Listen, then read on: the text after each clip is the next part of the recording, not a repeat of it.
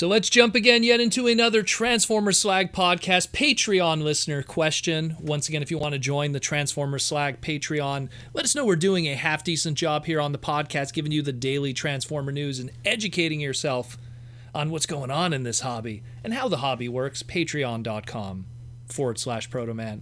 Check the pinned comment or the description below if you can't find it. What does your Patreon get you? Where you get your name in the end credit scroll at the end of every segment moving forward. It gives you access to the Transformers Slag Discord, where we talk about Transformers, break news about Transformers, share all the deep stuff about Transformers, as well as share deals, prices, all kinds of stuff, rare lore. You want to school yourself on Victory? Go check out the Discord.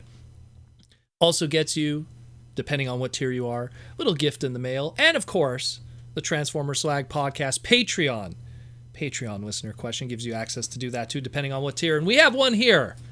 We have one here from Stitches Production, who's been with us for quite a while now. Stitches, thanks again for being a patron. They have a Patreon listener question here, and they want to know, hey Proto, how are you going and how is your day?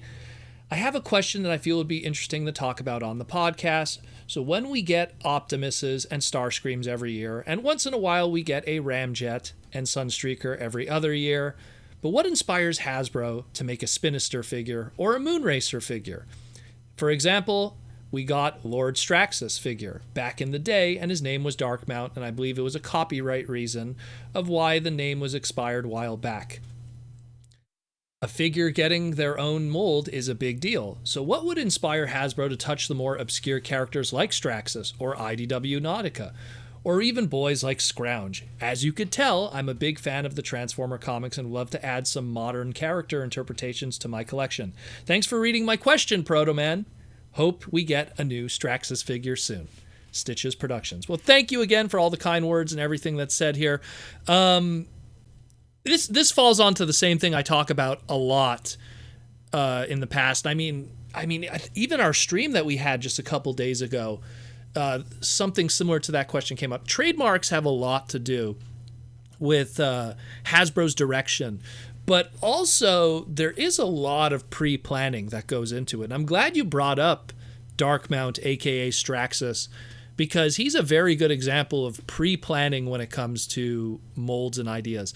What really happens, and we've talked about this on the past, even when we had Aaron Archer from Hasbro, I think twice in the stream we've had the same conversation when it was asked, which was the discussion of, planning characters and stuff, especially today because of how expensive it is to manufacture a lot of this product and the planning, because Transformers are a lot different than your standard, action figure. There's a lot more parts and pieces and engineering that go into it.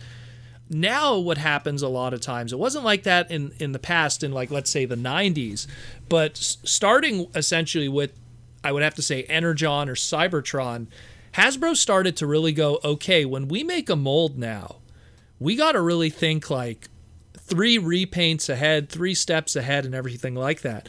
And when they really got into the game of doing like remolds and like new head sculpts and stuff from a mold, they were really planning way in advance. And a great example is like what you mentioned with Straxus. When Straxus came out, or Darkmount when he came out, his toy, if you looked at the instructions that came with Darkmount, it actually had the instructions had the sculpt of the repaint that would be coming, I think like 6 or 8 months later, that they didn't even know about, of Skullgrin from that same mold. They plan way in advance. When they engineer and plan a mold, they go, okay, it's going to be this character, and then later on we're going to do it as this character, and later on we're going to do it as this character. That way they plan everything in advance, and then that falls in line also with the trademarks.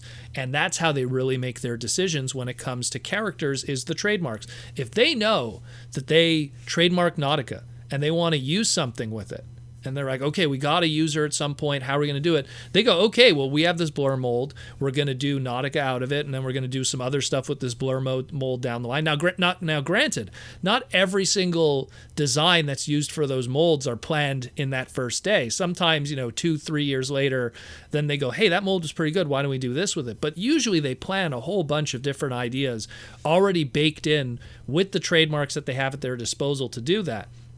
Combined with the fact that some of the things that you mentioned too were also examples of, again, using a mold. What do you do with a Cosmos mold? What do you repaint that into? What could you possibly do with that mold as a repaint? Well, Scrounge was a pretty good one, and they made sure to make that specific Cosmos that you're referring to, that specific mold, that legend scale one, to make it as round and flat as possible to almost make it turn into a wheel. And that's a great Scrounge toy, by the way. I wish we get a more updated one, but the point is that, you know, that's the primary reason how a lot of these characters happen is because of trademarks. And I've said this before. You want to find out what's going to be coming out next year in terms of characters and ideas or new sculpts or resculpts or anything like that. Look at what trademarks are going to be expiring. And it's not that easy because not everyone has access to the U.S. Patent Office and seeing what is available for trademark. You usually have to make requests, and you have to be a registered business, or you have to have backdoor access like I do when it comes to companies. But at the end of the day, if you have some kind of access and you could see what's trademarked and what's owned by companies, you're able to kind of figure out, and I guess we'll call it, you know, crystal ball it, to figure out what's going to be coming. And, you know, some people, they go, oh, well, they haven't done a Transformers Beachcomber in the past 4 years, so clearly we're going to be getting one. You got to be careful there, because there might be a Beachcomber My Little Pony. There might be a Beachcomber G.I. Joe. There might be a Beachcomber, you know, Beyblade. Whatever's under Hasbro's, you know, trademarking that they own, they might throw that trademark all around the place to keep it afloat. That's what they've done for years. Like I always use Inferno as a great example, because Inferno was thrown around across so many different brands within Hasbro just to keep that name afloat to this very day, dating all the way back to 1985, being, you know, a cops character, and, you know, there's all kinds of weird dead Hasbro lines that also have the Inferno trademark attached to it. But the point being is that it's something that you got to really look at the trademarks, and then you get an idea. Like, as much as, like, look, you would like to have a new Straxus. I would like that too. Straxus is a cool character, and to get another version of him that's a little more accurate to how he looked in the comics. I mean, it was a pretty good try, the Dark Mount version. But it'd be nice to see maybe a nice larger Voyager scale, something that'd be really cool, like a tower over a blaster or something. But the way that I see it is, we could potentially get one, but is there a Straxus trademark that is currently available? Is there a Dark Mount trademark that's currently available? Do they have that even trademarked right now in their disposal? And the funny thing, even with Straxus, was the only reason why they couldn't use Straxus and why they had to use Dark Mount instead was because at the time, if I remember correctly, there was a company called Underground Toys, and they had the master license for all the Doctor Who toys at the time. And there was a character in Doctor Who called Straxus. He was a Time Lord. And they had the trademark. They were going to use it, but then Underground Toys had all kind of financial problems. They were having management problems. There was all kinds of a mess that was going on. And then 2017, Funko came out of nowhere and bought them out so they could get all their little trademarks and licenses that they have to go into Funko's giant operation of taking over the pop culture world of plastic. So, I mean, that's kind of why we didn't get that Straxus trademark. But at the same time, today, Hasbro maybe, I don't know where the Straxus trademark is right now. I'd have to look into it and go into the U.S. Patent Office and go through all the different searches. But if it's available, if no one has it right now, if Funko doesn't have it right now, or whoever has the licenses and stuff, then it's a possibility that Hasbro could trademark it, and then they have that 4-year window that they could put out a new Straxus figure. But that's all hypotheticals, if they want to do that. Scrounge is dead right now, to my knowledge. Nautica is another one, too, that they didn't really do anything with that trademark since, and has since lapsed over.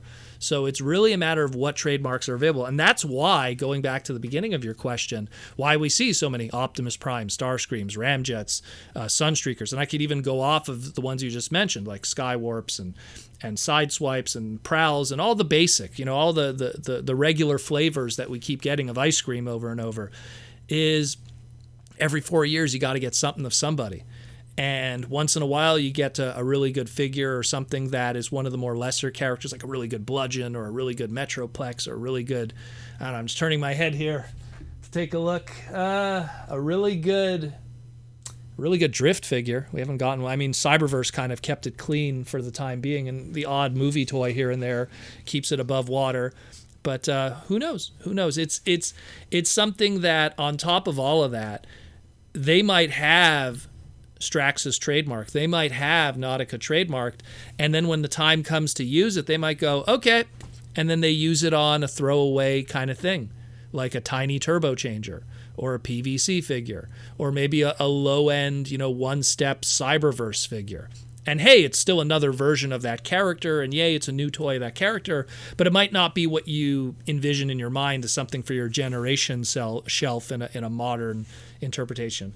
So I hope that kind of helps you understand a little bit. That's the big problem. That's the big problem, is trademarks have so much to do with that, and it's not really a problem on the other side of the globe, because Japan, it's like, hey, we need to call this character Hot Rod. Sure, we'll call it Hot Rod. We need to call this character the Dark Mount toy in Japan was called Straxus. They don't have to worry about that kind of stuff. It's a whole different animal over there.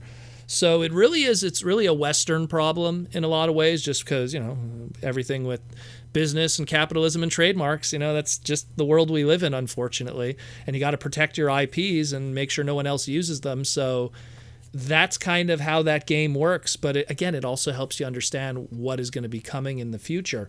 I said this on the stream, where I firmly believe, it's never been confirmed, but when you really look at it, I firmly believe the Machine Wars toy line only existed right in the heart of Beast Wars, because we were, Beast Wars 94, 95, 96, 97, 98, 99. But right in the middle of all of that in 1997, here comes Machine Wars, and everyone's like, what's this small little short-lived line? And when you really look at it, it's because Hasbro had to use Optimus Prime. Hasbro had to use Soundwave. Hasbro had to use Starscream. Hasbro had to use Hoist. Hasbro had to use, Mirage and so many of these trademarks that were key to their business, but they had no plans to do anything with it when it came to, Beast Wars. Where are you going to stick Optimus Prime when Primal's been the trademark that they've been using all this time? They were lucky with Megatron. There was a crossover there, but some of the others was not the case. And at the same time, Machine Wars didn't have Bumblebee because that one was lost to the ages. So got a little hairy, got a little tough. But at the end of the day, everything came back sooner or later. And hopefully we'll get some more of those trademarks back or refreshed or licensed. And we'll get some of those classic characters again. I know that there's a lot of cool characters from the past that I would love to see being redone in the future. But it's a matter if the trademark is done. But that's for a whole other story. So thanks again for the Patreon listener question, Stitches Production. And if you want to be like Stitches over here, join the Patreon, help support the podcast, and just hang out and talk about the robots in the skies. Patreon.com/Protoman. Check the pinned comment or description below and rock out with the robots in the skies.